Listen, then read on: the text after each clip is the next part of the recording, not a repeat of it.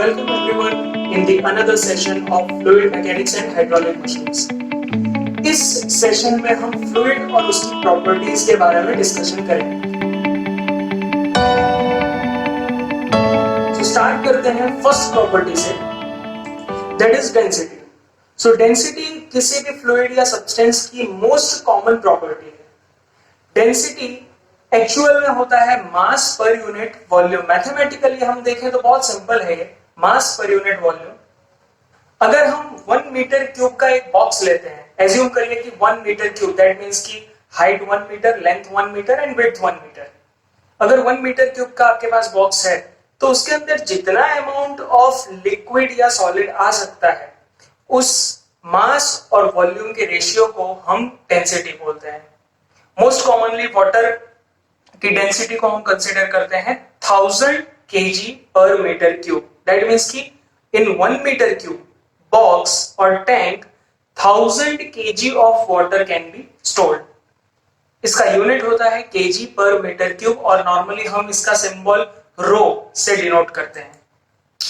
Second है specific wait.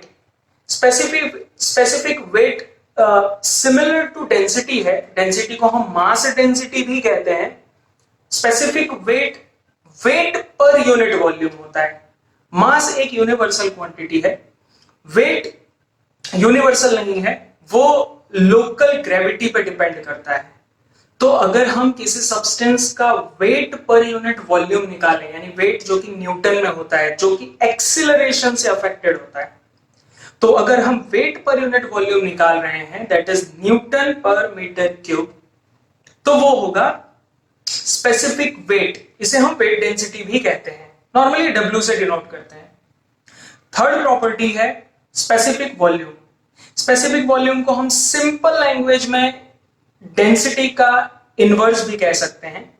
That means कि कोई भी सब्सटेंस अगर 1 kg लिया जाए, 1 kg, तो वो कितना वॉल्यूम या फिर कितना स्पेस ऑक्यूपाई करेगा, उसे हम स्पेसिफिक वॉल्यूम बोलते हैं।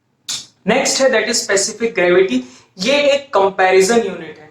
कंपैरिजन का मतलब कि एक स्टैंडर्ड फ्लूइड के कंपैरिजन में किसी सब्सटेंस की डेंसिटी कम है या ज्यादा है, वो जानने के लिए हम स्पेसिफिक ग्रेविटी का यूज करते हैं। लिक्विड्स के केस में ये रेशियो होता है कोई भी सब्सटेंस, एनी सब्सटेंस की डेंसिटी टू दी वाटर की डेंसिटी। गैसेस के केस में एनी गैस की डेंसिटी टू दी एयर की density. But most of the cases में हम वाटर कंसीडर करते हैं। फॉर एग्जांपल, वाटर की स्पेसिफिक ग्रेविटी 1 होगी। क्यों? Because 1000 divided by 1000। वैसे ही मर्क्यूरी की स्पेसिफिक ग्रेविटी 13.6 होती है क्योंकि उसकी डेंसिटी 13,600 kg पर मीटर क्यूब होती है। दैट मींस कि उसका वेट या फिर उसकी डेंसिटी वाटर से 13.6 टाइम्स ज्यादा है। यानी सिंपल लैंग्वेज में स्पेसिफिक ग्रेविटी एक टर्म है जो बताता है कि कोई सब्सटेंस वाटर से कितने टाइम्स हैवियर या फिर लाइटर है। इसका कोई यूनिट नहीं होता। नेक्स्ट है विस्कोसिटी। आगे हम इसके बारे में डिटेल में डिस्कशन करेंगे, बट फिलहाल विस्कोसिटी की डेफिनेशन वाइज अगर हम देखें तो ये कोई भी लिक्विड पे लगने वाला रेजिस्टेंस होता है। अगर कोई लिक्विड फ्लो कर रहा है तो उसकी एक प्रॉपर्टी होती है, रेजिस्टिव प्रॉपर्टी, जो उसे रेजिस्ट करती है आगे फ्लो होने से। जैसे हम डेली लाइफ में देख सकते हैं, वाटर ज्यादा स्पीड में फ्लो हो सकता है, वाटर की फ्लोएबिलिटी ज्यादा है as compared to honey. So honey will be called more viscous as compared to water. इसका यूनिट होता है newton second per metre square. अब हम डिस्कशन करेंगे डायनामिक विस्कोसिटी के बारे में। जो हमने पिछला विस्कोसिटी के बारे में डिस्कशन किया, सिंपली विस्कोसिटी 2 टाइप्स की होती है, डायनामिक और काइनेमेटिक। पिछली विस्कोसिटी जो हमने डिस्कस की that was dynamic viscosity. Kinematic viscosity एक क्वांटिटी है जब हम डायनामिक विस्कोसिटी को डिवाइड कर देंगे उस फ्लूइड की डेंसिटी से, तो वो बन जाएगा kinematic viscosity. So simply it is ratio of dynamic viscosity to the density of that substance. अब हम यहां पे न्यूटन्स लॉ ऑफ विस्कोसिटी के बारे में डिस्कस करेंगे, जो कि एक बहुत इंपॉर्टेंट लॉ है which is used for categorization of fluids. Fluids normally दो टाइप के होते हैं, Newtonian, non Newtonian. Newtonian fluids इस लॉ को फॉलो करते हैं. नॉर्मली मोस्ट ऑफ द जो फ्लूइड्स हम अपने सराउंडिंग में देखते हैं वो सारे ही इस लॉ को फॉलो करते हैं. सो ये लॉ एक्चुअल में क्या कहता है? The shear stress of fluid element is directly proportional to the rate of shear strain. यानी कि फ्लूइड पे लगने वाला स्ट्रेस उसके स्ट्रेन के डायरेक्टली प्रोपोर्शनल है.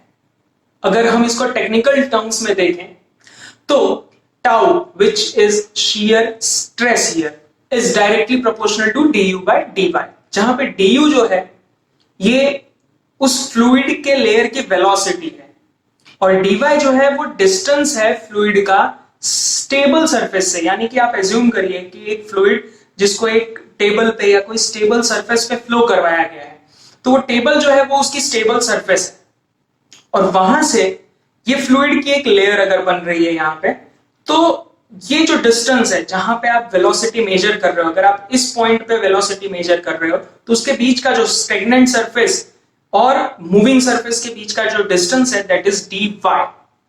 तो this is ratio of this is proportional to velocity gradient.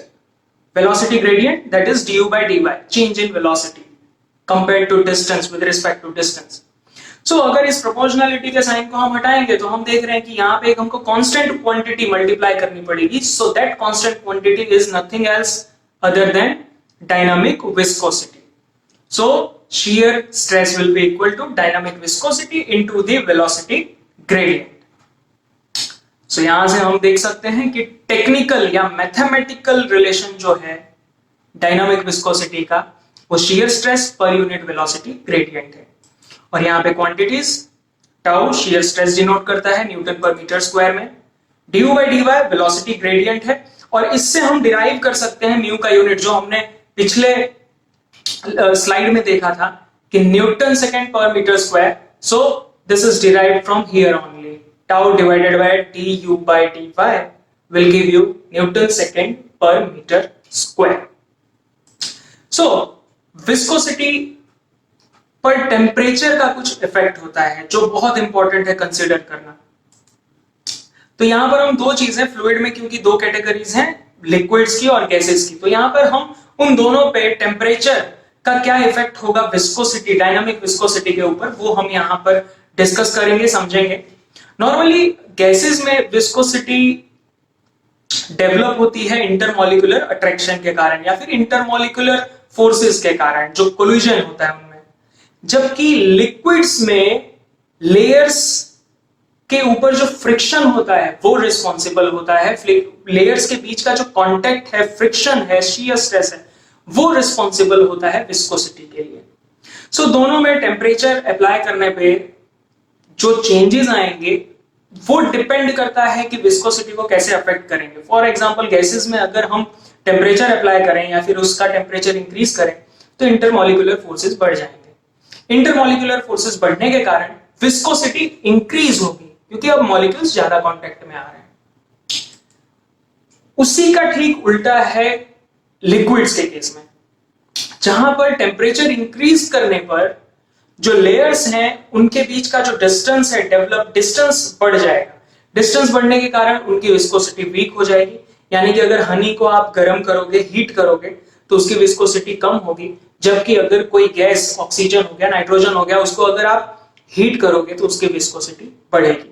चलिए इसको हम सिर्फ एक गैस के लिए और अलग अलग गैसेस के लिए लिक्विड्स और गैस में कंपैरिजन करते हैं चार्ट्स के थ्रू. तो पहला चार्ट यहाँ पे हम देख रहे हैं कि पहला चार्ट है dynamic viscosity relation between nitrogen liquid form and gas form. तो आप गैस में देख सकते हैं कि गैस में किस तरह से टेम्परेचर बढ़ने के साथ विस्कोसिटी बढ़ रही है, जबकि लिक्विड में अगर आप देखेंगे तो टेम्परेचर बढ़ने के साथ विस्कोसिटी घट रही है. जो ग्रीन लाइन है वो लिक्विड के लिए डिनोट कर रही है और जो रेड लाइन है वो गैसेस के लिए डिनोट कर रही है. अब हम विस्कोसिटी ऑफ वाटर और एयर देखते हैं. देखिए एयर में भी जैसे जैसे टेम्परेचर बढ़ रहा है विस्कोसिटी इंक्रीज हो रही है, जबकि वाटर के केस में ठीक उल्टा हो रहा है. यानी कि जैसे जैसे टेम्परेचर बढ़ रहा है विस्कोसिटी ड्रास्टिकली रिड्यूस हो रही है। तो ये रिलेशन है दोनों में विस्कोसिटी का टेम्परेचर के साथ। सो अब इस सेशन का सबसे interesting part, that is quiz. So let's start with the first question. So the first question is the specific volume of a liquid is reciprocal of weight density, mass density, specific weight, specific gravity. Take a pause and try to find out answer. So the correct answer is mass density. Specific volume is inverse of mass density. Question number 2. If there are two fluids, 1 and 2, and both have density rho 1 and rho 2, and if we assume that rho 1 is greater than rho 2, means कि density of first fluid की जो density है वो बहुत ज्यादा है as compared to second fluid के, तो स्पेसिफिक वॉल्यूम्स का क्या रिलेशन होगा? क्या V1 will be greater than V2, V1 equal to V2, V1 smaller than V2, और क्वेश्चन में इनसफिशिएंट इंफॉर्मेशन है या फिर फर्दर इंफॉर्मेशन की रिक्वायरमेंट है? The correct answer is V1 will be smaller than V2 because it is inverse of mass density. So next question number 3. Which is correct relation for non-Newtonian fluid?